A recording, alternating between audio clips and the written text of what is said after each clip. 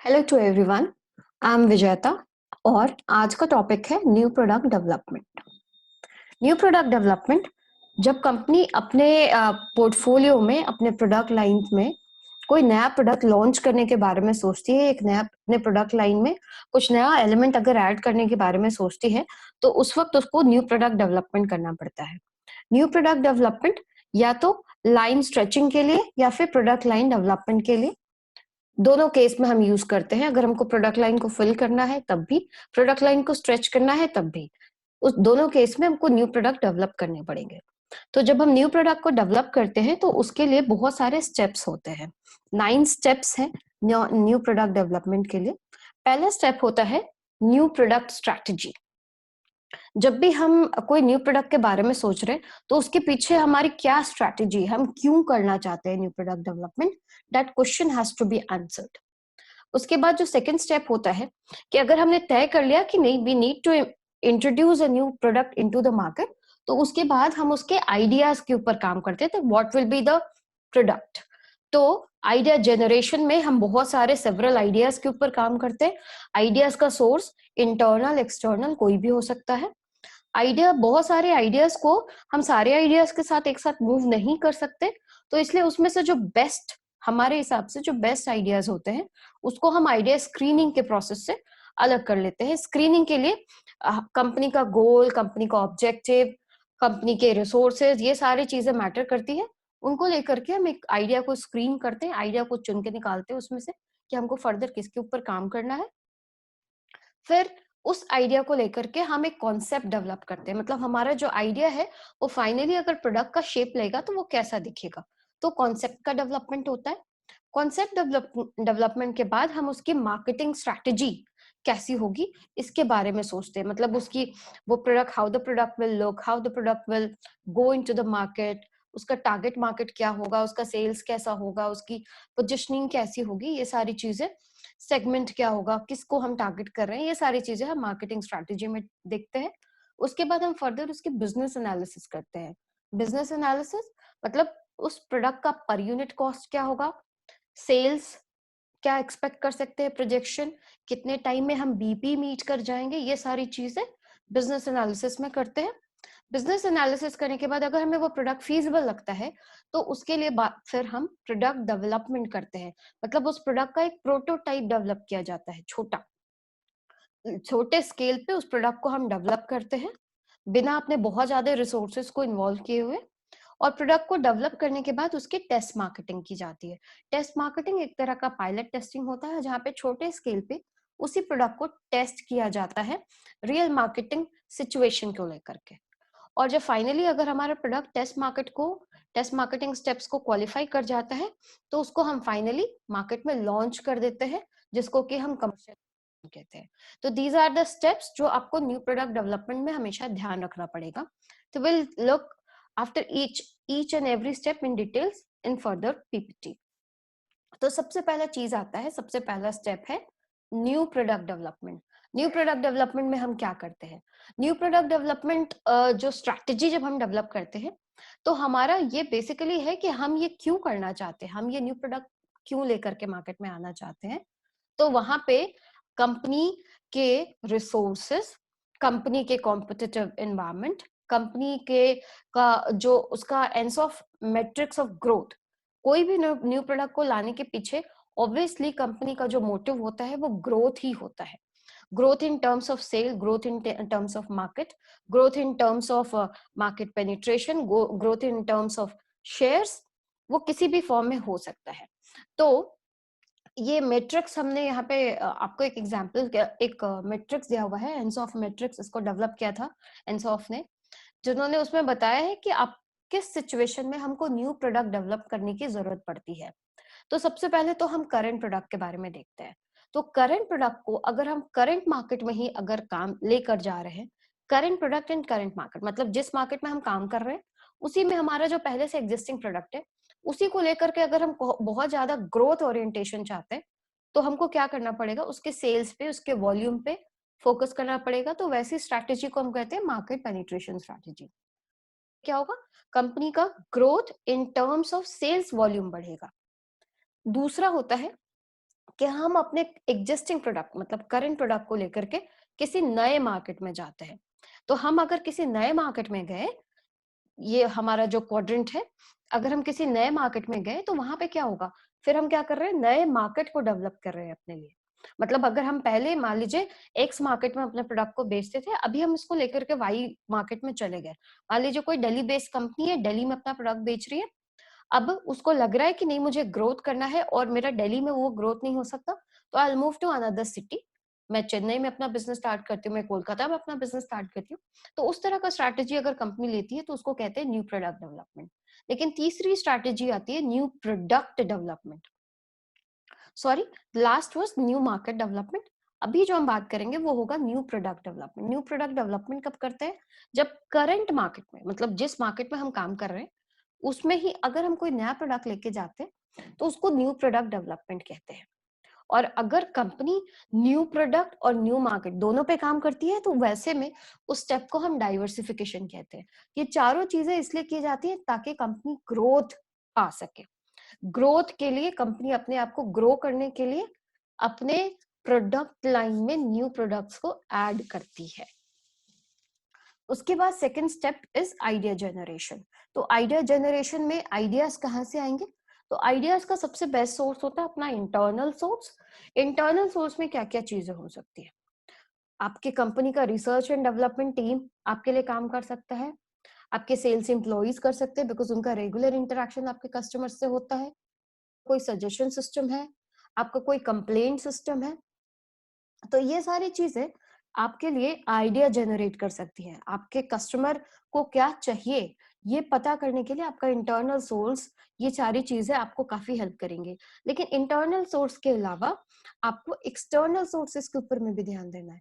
External sources में क्या क्या चीजें होती हैं, सबसे इंपॉर्टेंट है आपका कस्टमर, क्योंकि अल्टीमेटली आप कोई भी प्रोडक्ट बना रहे हैं तो किसके लिए बना रहे हैं, अपने कस्टमर के लिए बना रहे हैं। तो जितनी ज्यादा आपकी कस्टमर से इंटरेक्शन होती है, कस्टमर से फीडबैक सर्वेज वगैरह जो कराए जाते हैं ये इसलिए होते हैं ताकि हम कस्टमर से रेगुलर उनका इनपुट ले सके अपने प्रोडक्ट को डेवलप करने के लिए। फिर आपके डिस्ट्रीब्यूटर्स, डिस्ट्रीब्यूटर मतलब आपके एजेंट्स, आपके होलसेलर, रिटेलर जो आपको सामान बेचने में आपकी हेल्प करते हैं, वो सारे लोग भी आपको बता सकते हैं, एक सोर्स ऑफ इंफॉर्मेशन हो सकते हैं आपके लिए कि आपके कस्टमर्स को कैसा प्रोडक्ट चाहिए। क्योंकि कस्टमर आपसे शायद डायरेक्टली नहीं मिलते लेकिन आपके डिस्ट्रीब्यूटर से वो मिलते हैं।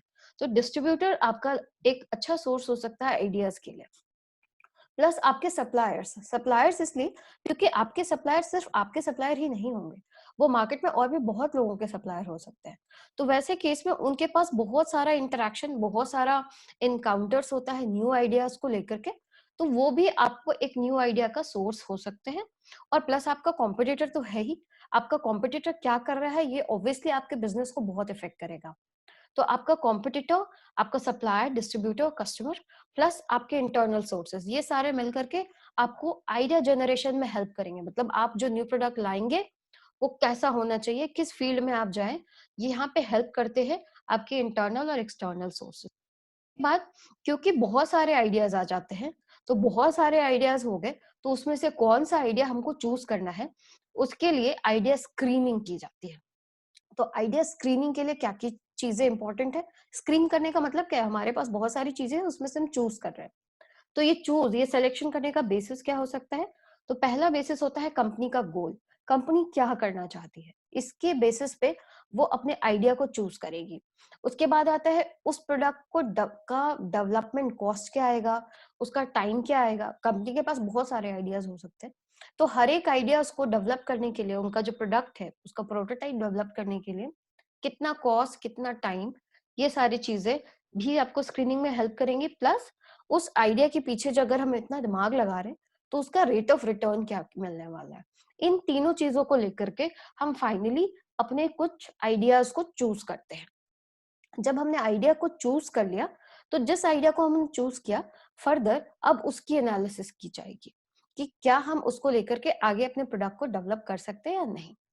तो उसके बाद जो स्टेप आता है वो आता है जब हमने आइडिया को चूज कर लिया तो अब आइडिया को एक आकार देने की जरूरत है। अब उसको एक्चुअली हमको पेपर पे बनाने की जरूरत है कि how my product will look, क्या होगा वो आइडिया जो हमने सोचा वो आगे चल के वो कैसा दिखेगा। तो उसके लिए हम कॉन्सेप्ट डेवलपमेंट करते हैं। प्रोडक्ट कॉन्सेप्ट डेवलपमेंट स्टेप को कहा जाता है, जिसमें कि 3 चीजें होती हैं जिसको हमको ध्यान रखने की जरूरत है। पहली चीज होती है, उसके 3 एलिमेंट्स है। पहला एलिमेंट होता है प्रोडक्ट आइडिया। प्रोडक्ट आइडिया क्या होता है? Product idea is an idea for a possible product that the company can see itself offering to the market.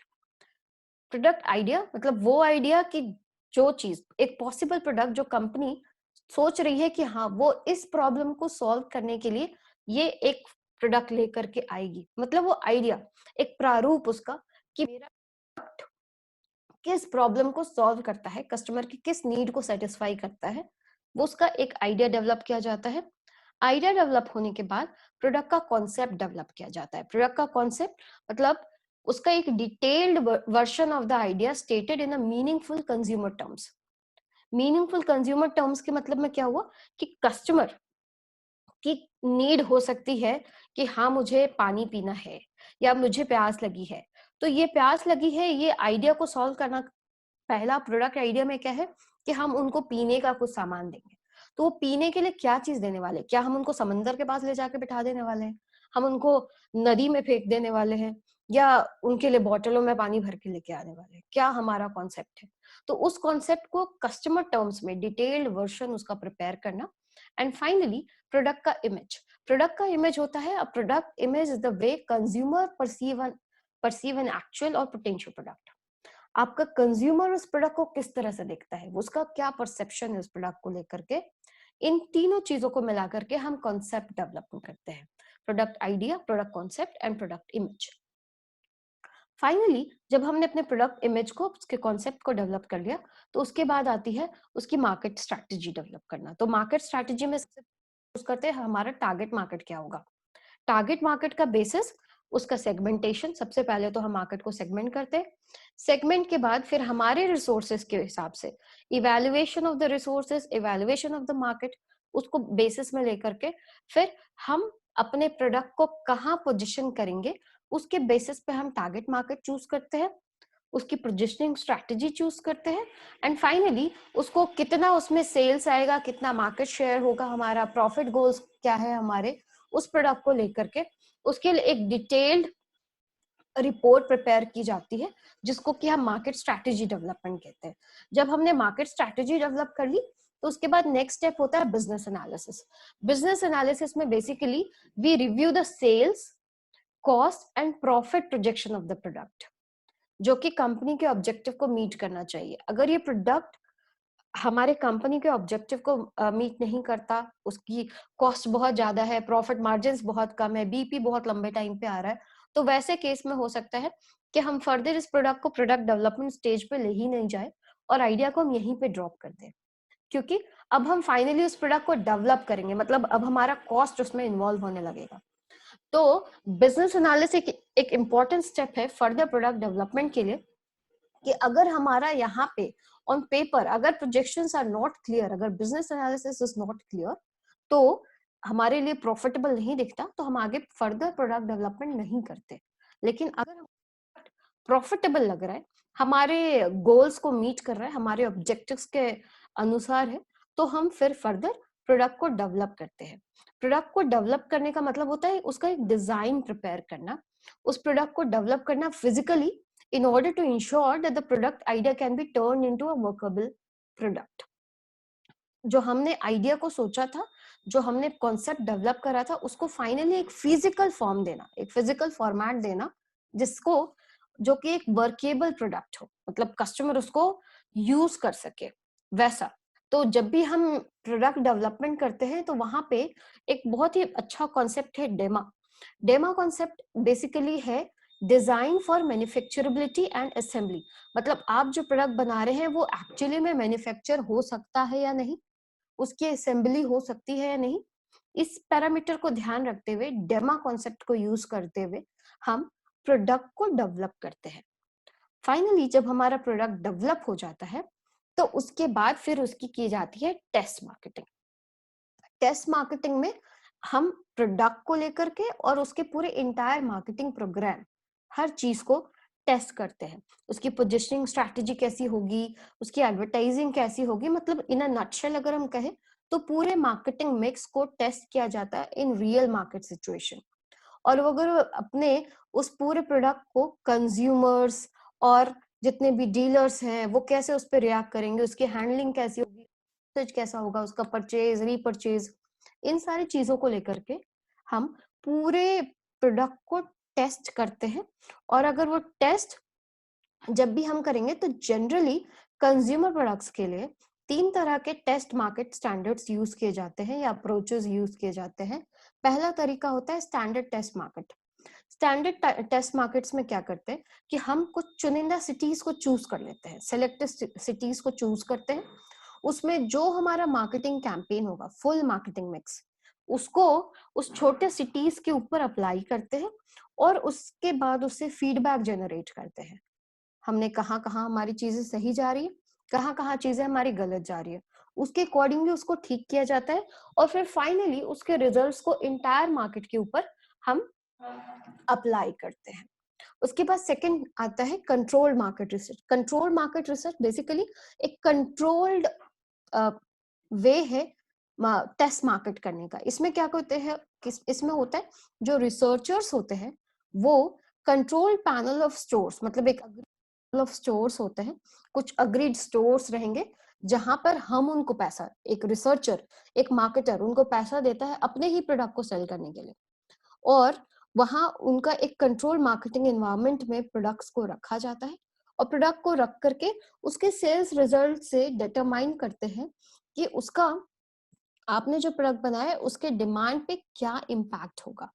मतलब अगर आपके प्रोडक्ट की डिमांड अच्छी आ रही है, मतलब ये प्रोडक्ट हैज डन वेल और आप उसको फर्दर कमर्शियलाइज कर सकते हैं। अगर नहीं कर रही, कुछ प्रॉब्लम है, तो वहां पर हम उसको फिर फर्दर चेंज करते हैं और कमर्शियलाइजेशन से पहले और अकॉर्डिंगली प्रोडक्ट में चेंजेस लाते हैं। और तीसरा तरीका होता है simulated test market. Simulated term जैसे आपको समझ आ रहा होगा कि एक सेम टाइप का शॉपिंग इन्वायरमेंट हम बनाते हैं जिसमें कि कस्टमर को पे किया जाता है, कंज्यूमर को हम पे करते हैं money to buy the product. जो हमारा प्रोडक्ट है वो अपने अदर कॉम्पिटिटर ब्रांड के साथ हम उसको रखते हैं और भी अदर प्रोडक्ट्स के साथ उसको मिलाकर के एक शॉपिंग में उस प्रोडक्ट को रखा जाता है और फिर कस्टमर्स को ऑफर करते हैं वो सामान को खरीदने के लिए बिना किसी तरह का प्रेशर, बिना किसी तरह का बायसनेस के। और फिर जो भी कंज्यूमर बाय करता है प्रोडक्ट को, चाहे वो हमारा प्रोडक्ट बाय करे चाहे हमारे कॉम्पिटिटर का, हम उससे इंटरव्यू करते हैं for their choice of product. उन्होंने हमारा प्रोडक्ट क्यों खरीदा, क्यों नहीं खरीदा, उसके बेसिस पे हम फिर फर्दर प्रोडक्ट में चेंजेस लाते हैं। एंड फाइनली जब ये सारी चीजें हो जाती हैं, अगर हमारा प्रोडक्ट क्वालिफाई करता है तो फिर हम फाइनल प्रोडक्ट को कमर्शियलाइज करते हैं। कमर्शियलाइजेशन में क्या होता है कि हम पहले 3 सवाल का जवाब देते हैं, where, to whom and how. कहाँ हमारा टेस्ट, हमारा लोकेशन क्या होगा, टू whom हमारा मार्केट क्या होगा, और कैसे। कैसे में बेसिकली हम उसके प्लेस, प्राइस, प्रमोशन इसको डिस्कस करते हैं, टू whom हमारा टारगेट मार्केट है और वेयर हमारा लोकेशन।